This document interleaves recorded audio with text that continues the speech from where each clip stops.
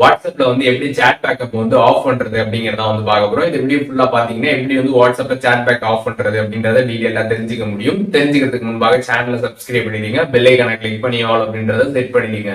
வீடியோக்குள்ள போலாம். WhatsApp app வந்து ஓபன் பண்ணிடுங்க. சைட்ல இருக்கக்கூடிய த்ரீ டாட் பட்டனை கிளிக் பண்ணீங்கன்னா செட்டிங்ஸ் அப்படின்னு ஒரு ஆப்ஷன் கொடுத்துருப்பாங்க. அந்த ஆப்ஷனை நீங்க கிளிக் பண்ணதுமே பாத்தீங்கன்னா சாட்ஸ் அப்படின்னு ஒரு ஆப்ஷன் இருக்கும். சாட்ஸை கிளிக் பண்ணி கீழே ஸ்க்ரால் பண்ணீங்கன்னா சேட் பேக்கப் அப்படின்னு ஒரு ஆப்ஷன் கொடுத்துருப்பாங்க. அந்த ஆப்ஷன் நீங்க கிளிக் பண்ணதுமே இதுல வந்து ஃப்ரீக்வன்சி அப்படின்னு ஒரு ஆப்ஷன் கொடுத்துருப்பாங்க. அந்த ஆப்ஷனை நீங்க கிளிக் பண்ணதுமே இதுல பாத்தீங்கன்னா நெவர் அப்படின்னு வந்திருக்கும். அந்த நெவர் ஆப்ஷனை கிளிக் பண்ணிட்டு நெவர் அப்படின்றத கொடுத்துடுங்க. ஒன்ஸ் இந்த மாதிரி நீங்க கொடுத்ததுமே வாட்ஸ்அப்ல பாத்தீங்கன்னா உங்களுக்கு வந்து சேட் வந்து பேக்கப் ஆகிறது வந்து கம்ப்ளீட்டா வந்து ஆஃப் ஆகிடும். எந்த ஒரு சேட்டுமே பார்த்தீங்கன்னா உங்களுக்கு வந்து பேக்கப் வந்து ஆகாது. இப்போ நீங்கள் வாட்ஸ்அப் வந்து அன்இன்ஸ்டால் பண்ணிட்டாலே போதும், உங்களோட டேட்டா எல்லாமே கம்ப்ளீட்டாக வந்து எரேஸும் வந்து ஆகிடும்.